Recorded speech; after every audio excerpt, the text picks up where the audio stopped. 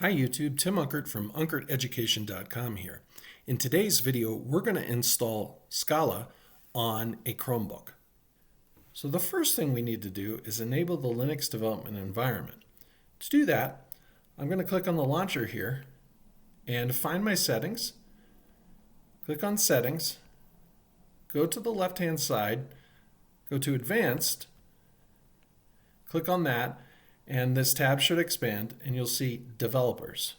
I'm going to click on that, and where I see Linux Development Environment, I'm going to click Turn On and then Next. It'll give me a username which is based off of my email, I believe. I'm going to keep that as is, and a recommended disk size which can be changed later. I'm going to keep that as is. I'm going to click Install, and that's going to take a few moments, so I'll come on back once that's done. Okay, once the Linux development environment is installed, a terminal will pop up. I'm going to maximize this and increase the font size so you can see what I'm doing. I want to make sure everything is up to date, so I'm going to type sudo apt-get update and then 2 ampersands, which means and then sudo apt-get dist-upgrade. And I'm going to use a -y flag so I don't have to answer yes to the additional space. I'm going to hit enter. This will take a few moments, so I'll come on back once that's done. Now that the Linux development environment is enabled, we're first going to install Java before we install Scala.